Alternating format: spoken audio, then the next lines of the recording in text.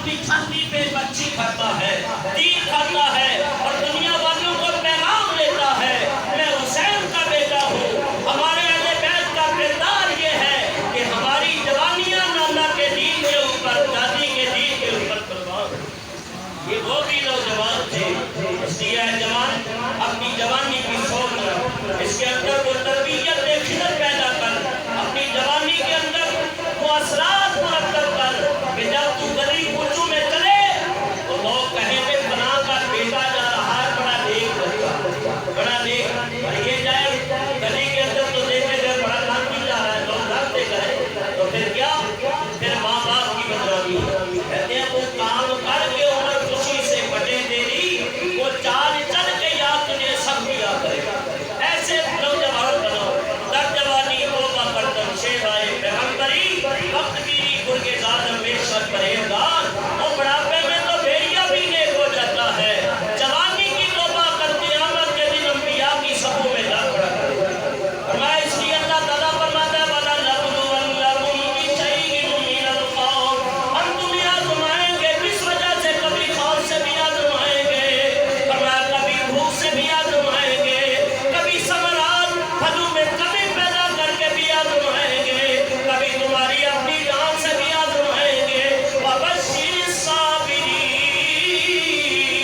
بشارت ہے ان لوگوں کے لیے جو صبر کرنے والے ہیں، جو اپنے رب کے اطاعت اور فرما بردار ہے۔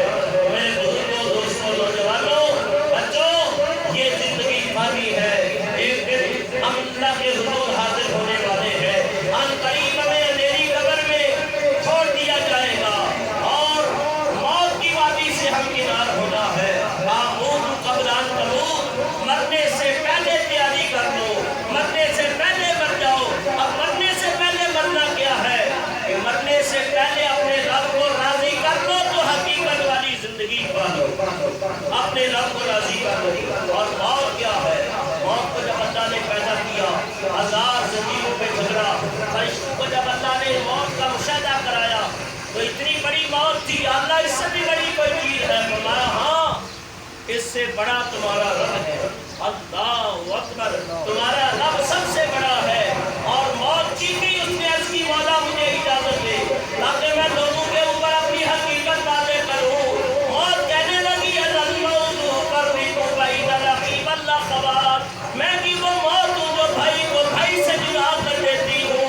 الموت قریب بین الابن والابن، میں بھی وہ موت ہوں جو بیٹے کو ماں سے جدا کرتی ہوں، میں بھی وہ موت ہوں جو بیٹی کو ماں سے جدا کرنے والی ہوں۔ جہاں تک الموت قریب بینکم تمہاری وقت سورا، میں بھی وہ موت ہوں جو بڑے بڑے محلات کو ویران کر دیتی ہوں، بڑے بڑے شہر ویران کر دیتی ہوں، بھرے ہوئے گھر اجڑ جاتے ہیں، ماں کا سایہ اٹھ جانا، باپ کا سایہ اٹھ جانا، اس جیسا تو کوئی سایہ ہے بھی نہیں، اس جیسی کوئی گھنی چھاؤں بھی نہیں ہے۔ اگر گھر میں ماں نہ ہو، باپ نہ ہو، بھلے آپ کے بچے ہیں، بہن بھائی ہیں، خدا کی قسم دل نہیں لگے گا۔ ماں وہ نعمت ہے، انسان پورا ہوتا ہے۔ میں نے بڑے بڑے بوڑھے بزرگوں کو، سفید داڑھی والوں کو دیکھا ہے کہ وہ روتے ہیں ماں کو یاد کر کے، بڑھاپے میں 100 سال کی عمر ہے، ماں کو یاد کر کے رو رہا ہے۔ کہا کیوں نہ روئیں؟ اس لیے امام الانبیاء جب ماں کو یاد کرتے تو حضور بھی رو پڑتے۔ نبی پاک علیہ السلام فرماتے ہیں رب کا یہ فرمان ہے وَقَضَىٰ رَبُّكَ أَلَّا تَعْبُدُوا إِلَّا إِيَّاهُ، اور تمہارے رب کا فیصلہ یہ ہے کہ اللہ کی عبادت کرو، وَبِالْوَالِدَيْنِ إِحْسَانًا، اور والدین کے ساتھ احسان کرو، نیکی کرو۔ فرمایا کہ إِمَّا يَبْلُغَنَّ عِندَكَ الْكِبَرَ أَحَدُهُمَا أَوْ كِلَاهُمَا، ایک کو پالو یا دو کو پالو، فَلَا تَقُل لَّهُمَا أُفٍّ وَلَا تَنْهَرْهُمَا، اور تک نہ کہنا، وَقُل لَّهُمَا قَوْلًا كَرِيمًا، جب ماں باپ سے کلام کرو تو تمہارے کلام کے اندر بھی نرمی ہو۔ چیخ کے ماں سے بات نہ کرے بیٹی، چیخ کے باپ سے بات بھی نہ کرے، اس لیے کہ چیخ کے بات کرنا بھی بے ادبی ہے۔ اور اہل سنت والجماعت اس مسلک کے ہم لوگ الحمدللہ انبیاء علیہ السلام کے ماننے والے، صحابہ کے ماننے والے، اہل بیت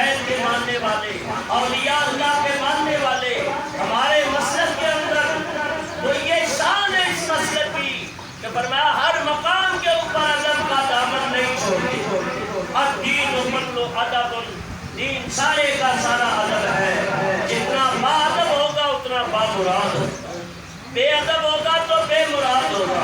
فرمایا کہ ادب کی دولت اللہ تعالیٰ سے مانگو اور بے ادبا مقصود نہ حاصل تے نہ درگاہ گوری اور بعد ادب دے منزل لوٹے تے پہنچیا دل کوئی.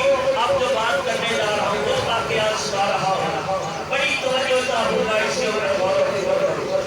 اس لیے کہ پاک نبی نے فرمایا اور قبل خدمت مانی اور جس نے تابا کوئی تکڑا ہوئے جو تبلے صورت مانی.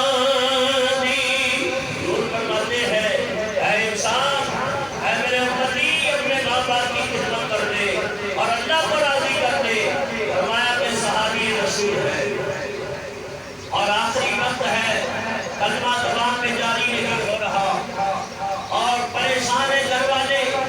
نبی پاک علیہ السلام کی بارگاہ میں عرض کی گئی, یا رسول اللہ آپ کے صحابی ہیں, جان نہیں نکل رہی, سکرات کا عالم ہے. فرمایا ماں ہے, عرض کیا آپ ماں ہے, میں اس کو بلاؤ. اللہ کے حبیب میں بلاتے ہیں. پھر حضور علیہ السلام کو خیال آیا ماں کہیں بڑھی نہ ہو, چل نہ سکتی ہو, تو امام الانبیاء خود چلے, کرامہ امام الانبیاء علیہ السلام تشریف لے چلے اور وہ ماں رستے میں تھی. حضور سے اپنا سامنا ہوا, عرض کی آقا اے مدینے کے تاجدار, میں آپ کی بات کا رسالت کے بعد میں حاضر ہونا چاہتی تھی اور میں مجھے میرے بڑھاپے کا خیال آ گیا. آپ فرمانے لگے اے ماں بتا کیا تو اپنے بیٹے سے راضی ہے یا نہیں؟ وہ بیٹا بھی صحابی رسول ہے, دن روزے کی حالت میں گزر جاتا, رات اللہ تعالیٰ کی عبادت میں گزر جاتی, کبھی جہاد کے اندر چلے جاتے, نبی پاک کے پیچھے نمازیں پڑھتے, حضور کے چہرے کا دیدار کرتے. یہ تو ہمارا ایمان ہے اور عقیدہ ہے. جو اللہ نے صحابی کو مقام دیا ہے وہ کسی کو کوئی بلی بھی اس مقام پر پہنچ سکتا نہیں ہے. صحابی اس کو کہتے ہیں جس نے ہاتھ کلمہ پڑھا نبی کا اور حضور کا دیدار کیا اور اسی حالت میں اس کو موت آ گئی. فرمایا وہ صحابی, اور صحابی کے مرتبے کا کوئی تابعی نہیں پہنچ سکتا. تبا تابعی, غوث, قطب, ابدال, قلندر, آقاد, اوتار, انبیاء کوئی بھی نہیں پہنچ سکتا. اس لیے کہ انہوں نے ایمان کی حالت میں حضور کی صحبت کو پا لیا ہے. نبی پاک علیہ السلام کی بارگاہ میں عرض کرنے لگی, یا رسول اللہ, میں بیٹے سے ناراض, پانی تو دے دیں. میں کیا میری فرما برداری نہیں کرتا, عقل کرتا ہے, نمازیں بھی پڑھتا ہے, روزے بھی رکھتا ہے, صدقات بھی کرتا ہے, لیکن اتنی سی بات ہے, میری بات کو کم مانتا ہے, اپنی بیوی کی بات کو زیادہ مانتا ہے. یعنی ماں کی قدر تو کرتا ہے لیکن بیوی کو آگے. آج کل تو سارے وزیر اعظم کو زیادہ کچھ کرتے ہیں اور ماں باپ کو بھول جاتے ہیں. تو یاد رکھو, یہ تو کرنا بھرنا, جیسا کرو گے ویسا کرو. آج تم قدر کرو گے تمہاری اولادیں بھی کریں گی. یہ عورت کی قدرت میں جب شادی ہو کے آتی ہے تو کہتی ہے میاں کو جلدی عقل نہیں جاتی, اور جب آگے بچے بڑے ہو جاتے ہیں, جوان ہو جاتے ہیں, شادی کا موقع آتا ہے تو کہتے ہیں جوائنٹ فیملی میں بڑی برکت ہوتی ہے, میرے جو کے رہنے میں بڑی برکت ہے. اور جب وقت تھا تو اس وقت تم نے برکت حاصل نہیں کی, اور اب جب تم اس قابل ہو گئی ہو کہ اب بچہ ہاتھ سے جاتا نظر آ رہا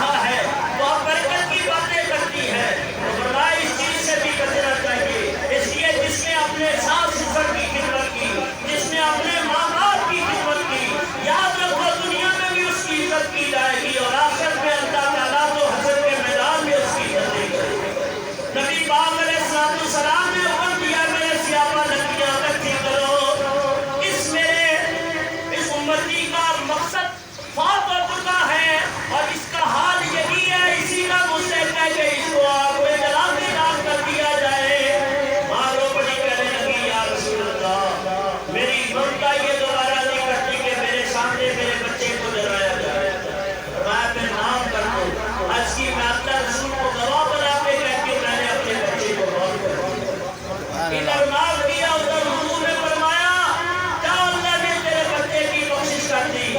سکرات کا عالم تھا, کلمہ طیبہ فوراً زبان پہ جاری ہو گیا, روح پر سے ہنسی سے پرواز کر گئی. تو ماں باپ کا دل نہ دبایا کرو. فرمایا کہ جب تک دنیا میں رہے اللہ کی بات کا میں انتظار کرتے رہے گا. رب ارحمہما کما ربیانی صغیرا. اللہ کی بات کا میں عرض کیا کرو مولا بچپن کی عالم کے اندر ہمارے ماں باپ نے ہمارے اوپر مہربانی کی. اب بڑھاپے کا عالم ہے, اب ان کا دماغ بھی کمزور پڑ گیا, ہڈیاں بھی کمزور پڑ گئی, اب اٹھنے چلنے پھرنے سے قاصر ہو گئے. ایسے عالم کے اندر مولا ہم نے اپنے کندھے جھکائے ہوئے ہیں, تو بھی اپنے دامان کرم کا سایہ عطا کر دے, ان کے اوپر اپنی رحمت نازل کر. ایک بہت پیاری بات یہاں واقعہ ہے, اس کو بھی سنے اور ایمان کی اور سمجھ داروں کے لیے اس کے اندر بڑا سمجھ. ایک بزرگ ہوتے ہیں حضرت عبداللہ بن مبارک, یہ بہت بڑے ولی ہوئے عبداللہ بن مبارک. اب ان کے اوپر میں تقریر نہیں کر رہا, ہے جنرل بات آئی. بہت بڑے عالم اور محدث حدیث اور مفسر قرآن. وہ فرماتے ہیں کہ میں حج کے موسم میں حج گیا اور وہاں ایک بزرگ تھے حج کرنے کے لیے, ان کا نام ہے محمد بن ہارون رحمہ اللہ. اور محمد بن ہارون بلخی جو ہے 16 سال سے حج کر رہے ہیں. عبداللہ بن مبارک فرماتے ہیں رات میں سویا, میں نے خواب میں دیکھا کہ آسمان سے فرشتوں کا نزول ہوا ہے اور آپس میں وہ فرشتے اللہ کے بندے آپس میں گفتگو کر رہے ہیں, باتیں کر رہے ہیں, کہہ رہے ہیں اس سال اتنے لوگوں نے حج کیا ہے, تقریباً 6 لاکھ, سب کا حج قبول ہو گیا, لیکن ایک شخص کا حج قبول نہیں ہوا. دوسرا پوچھتا ہے کون ہے جس کا حج قبول نہیں ہوا؟ کہا محمد بن ہارون بلخی, اس کا حج قبول نہیں ہوا, باقی سب کا قبول ہو گیا. عبداللہ بن مبارک فرماتے ہیں میرے دل میں خیال آیا میں پتہ تو کروں یہ کون شخص ہے کہ جس کا حج قبول نہیں ہوا. اور آج کا تو وہاں تو ہوٹل ہے, یہ پاکستانی ہے, یہ ہندوستانی ہے, یہ بڑا ہے, اور میدان عرفات کے اوپر جو خیمے لگتے ہیں وہاں بھی پتہ چل جاتا ہے یہاں بلخ کے لوگ ہیں, یہاں ترک کے لوگ ہیں, یہاں یمن کے ہیں. تو خیموں سے وہ لوگ اس طرح تلاش کرتے تھے. میں نے تلاش کیا محمد بن ہارون بلخی کہاں ہے, کہنے لگا میدان عرفات کے پرلی طرف اس نے خیمہ لگایا ہوا. عبداللہ بن مبارک فرماتے ہیں میں ہارون بن بلخی کی صحبت کے لیے اور سلام کرنے کے لیے چلا. جب میں وہاں پہنچا تو وہ نماز کی حالت میں تھے اور سلام پھیرا تو میں نے سلام کیا, کہا وعلیکم السلام یا عبداللہ ابن مبارک. کہا میں حیران ہوا, پہلی مرتبہ اس سے ملا ہوں, یہ میرا نام کس طرح جانتا ہے. اور پھر بیٹھا, پھر کہنے لگا یہی کہنے آئے ہو نا تیرا حج قبول نہیں ہوا. کہا مجھے اور حیرانگی ہوئی, لوگ کہتے ہیں فرشتے کہتے ہیں کہ اس کا حج قبول نہیں ہوا 6 لاکھ کا ہو گیا, یہ میرے دل کی باتیں بھی جانتا ہے. تو لوگ کچھ اور کہتے ہیں, خواب میں فرشتے کچھ اور کہتے ہیں, ظاہری معاملہ کیا ہے. کہا بیٹھ جا, اس سے پہلے بھی لوگ آتے ہیں.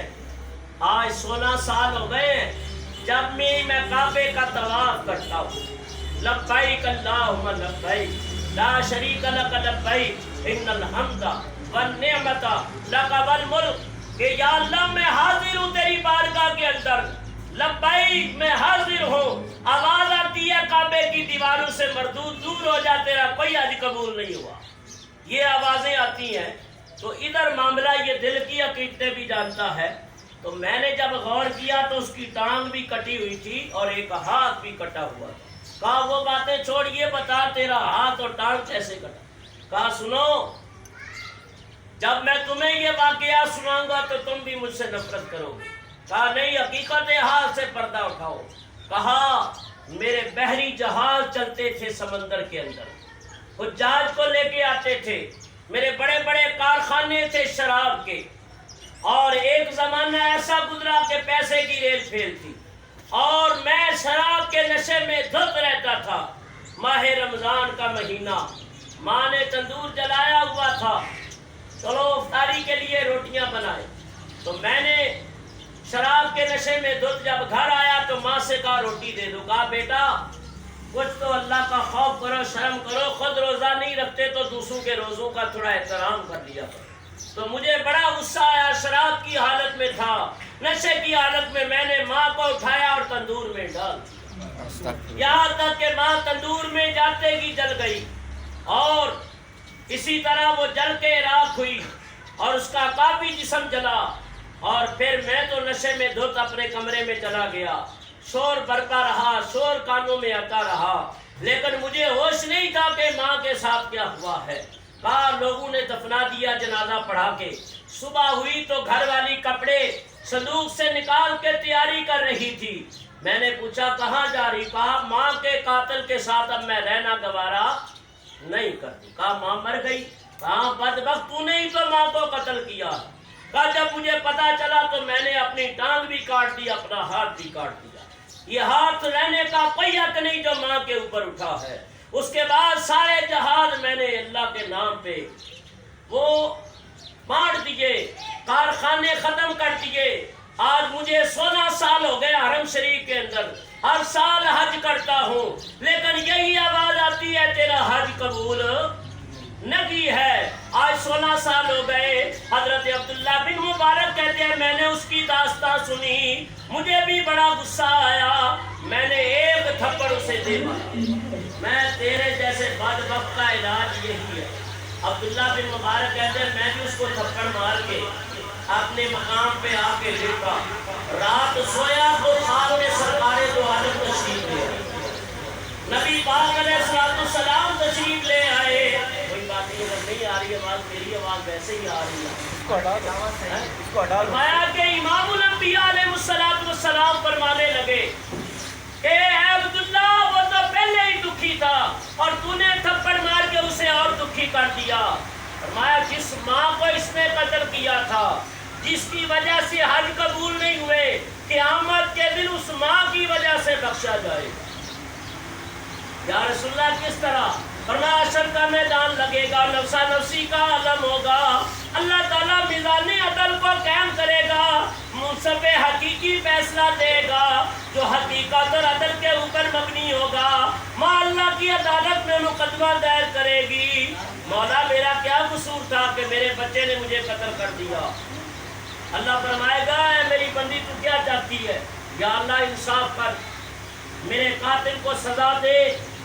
اسے اللہ کی طرف سے حکم ہوگا فرشتوں اسے زنجیروں میں جکڑو اور اسے جہنم کی طرف لے جاؤ. فرشتے جہنم کی طرف لے جانے لگیں گے. وہ مڑ مڑ کے پیچھے دیکھے گا ایسے ماں کی طرف، کیونکہ دنیا میں اگر بیٹے کو تکلیف ہوتی ہے تو منہ سے کیا نکلتا ہے؟ اماں، آئے ماں. اور زیادہ تکلیف ہوتی ہے تو پھر اللہ. تو پہلے تکلیف میں ماں یاد آتی ہے. ماں کے بعد اگر انسان کے غموں کا کوئی مداوع ہے تو اللہ تعالیٰ کی ذات. تو اس لیے ماں والوں ماں کی قدر کیا کرو کہ ماں کا دل نہ دکھایا کرو. جس نے ماں کا دل دکھایا خدا کی قسم یہاں بھی برباد ہوا وہاں بھی برباد. تو ماں بچے کا غم بانٹتی ہے. حضرت یار پہ کھڑی کیا فرماتے ہیں؟ وہ ماما نال بہارو سجڑا تے بن ماما کس کاری، او ماما پاج محمد بخشا تے کون کرے غم خاری.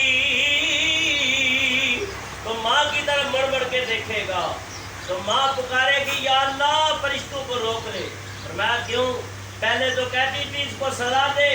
یا اللہ کیا کروں، میں ایک ماں ہوں، یہ مڑ مڑ کے میری طرف دیکھ رہا ہے اور میری ممتا یہ گوارا نہیں کرتی کہ میرا بچہ جہنم میں جلایا جائے.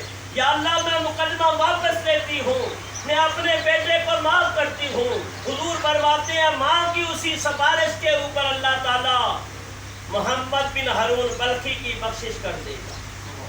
بیٹے کچھ بھی کر دیں خدا کی قسم ماں پھر بھی پر دعا نہیں دیتی، اور اگر دے دے تو یاد رکھو پھر کھ نہیں رہتا انسان کا. دنیا بھی تباہ ہو جاتی ہے، آخرت بھی تباہ ہو جاتی ہے. ماں کے پیر چما کرو. حضور فرماتے ہیں الجنت تحت اقدام الامہات، اور لوگوں جنت ماؤں کے قدموں نیچے ہے، اور باپ کے ہاتھ چوما کرو، باپ کے ہاتھوں کو چومنا یوں سمجھو کہ کعبے کے ملتزم دروازے کو چوم لیا۔ اللہ کے پیارے حبیب علیہ السلام آپ نے ارشاد فرمایا کہ دنیا کے اندر نیک عمل کرو۔ بس آخری بات کر رہا ہوں، اللہ سے دعا ہے اللہ تعالیٰ ان کلمات کو قبول و منظور فرمائے۔ موت کا وقت ڈالنے شروع میں بتا چکا، انبیاء بھی، اولیاء بھی، انبیاء بھی اس دنیا سے رخصت ہوئے حالت ایمان میں، اور دعا کرو جب وہ وقت موت کا ہے تو اللہ ایمان پہ خاتمہ ملتا ہے۔ حضور فرماتے ہیں موت کو کثرت سے یاد کرو۔ حضرت آقا سب سے عقل مند آدمی کون ہے؟ آج کل کے معاشرے میں جس کے پاس زیادہ پیسہ ہو کہتے ہیں بڑا عقل مند ہے، اس نے اتنا پیسہ بنا لیا، نوکری اچھی ہے اور اقتدار مل گیا۔ نہیں، حضور فرماتے ہیں جو موت کو کثرت سے یاد کرے، آقا فرماتے ہیں وہ سب سے بڑا عقل مند ہے۔ فرمایا زیارت القبور، قبروں کی زیارت کیا کرو، ان تدمع العین، یہ آنکھیں آنسو بہاتی ہے، وَتُذَكِّرُكُمُ الْآخِرَةَ، یہ قبریں تمہیں آخرت کی یاد دلاتی ہے۔ اور پھر انس بن مالک فرماتے ہیں اللہ کے پیارے حبیب علیہ السلام نے فرمایا ماں باپ دنیا سے چلے جائے، اگر بیٹے نیک ہوں، اولاد نیک ہو، بیٹی بیٹا نیک ہو، قرآن پڑھ کے، فرمایا حج بدل کر کے یا عمرہ کر کے یا طواف کر کے یا کلمہ طیبہ 1.25 لاکھ پڑھ کے ماں باپ کی روحوں کو بخش دے، اللہ ان کی بخشش فرما دیتا۔ اس امت کے لیے تو اللہ تعالیٰ نے کیسے کیسے معاملات کیے ہیں۔ حضور فرماتے ہیں میری امت دنیا سے جب جائے گی تو گناہوں کے انبار لے کے جائے گی، قیامت کے دن جب اٹھے گی تو نیکیوں کے پہاڑ چلیں گے، وہ کہیں گے ان الحسنات کمثل الجبال، یہ نیکیوں کے پہاڑ کہاں سے آ گئے؟ انہیں بتایا جائے گا تمہارے وارثوں نے تمہارے لیے کلمہ پاک کے تحفے بھیجے ہیں، تمہارے لیے قرآن پڑھ کے تحفے بھیجے ہیں، تمہارے لیے صدقات کر کے تحفے بھیجے ہیں، نوافل پڑھ کے تحفے بھیجے ہیں۔ اللہ کے حبیب فرماتے ہیں یہ احسان ثواب ان کے لیے بخشش کا ذریعہ بن جائے گا۔ تو زیادہ سے زیادہ احسان ثواب اللہ کرنے کی توفیق عطا فرمائے۔ حضور علیہ السلام کے اوپر جب آخری وقت آیا تو نبی پاک علیہ السلام 17 نمازیں آپ ادا نہ کر سکے مسجد کے اندر باجماعت۔ آپ نے فرمایا مرو ابا بکر فلیصلی بالناس، سیدنا صدیق اکبر کو حکم دے دو کہ لوگوں کو نماز پڑھائے۔ حضرت عائشہ صدیقہ طیبہ طاہرہ کرنے لگی آقا میرے ابا رقیق القلب بڑے ہی نرم دل ہیں، وہ کس طرح برداشت کریں گے؟ اس مصلی پہ ساری عمر آپ کو دیکھا ہے، آپ کے پیچھے نمازیں پڑھی ہیں۔ فرمایا کسی قوم کے لیے جائز نہیں ہے کہ نبی کے بعد ابو بکر کے ہوتے ہوئے کوئی نماز مصلی کے اوپر ادا کرے، ابو بکر ہی ادا کریں گے۔ 3 دن حضور علی رہے، جسم اب تک سر پہ پٹی باندھی ہوئی ہے، جسم جلس رہا ہے بخار سے، سیدہ عائشہ نے بھی سر باندھا ہوا ہے۔ فرمایا پیاری عائشہ تیرا درد تو ختم ہو جائے گا لیکن میرا ختم ہونے والا نہیں، میرا آخری وقت آ گیا۔ نبی پاک نے خطبہ دیا، صحابہ کرام کو بلایا، واعظ و نصیحت کی، اور پھر جب آخری وقت آیا تو حضرت اسرائیل علیہ السلام آئے، دروازہ کھٹکھٹایا۔ حضرت فاطمہ الزہرا نے اندر سے آواز دی من دق الباب، کون ہے دروازہ کھٹکھٹانے والا؟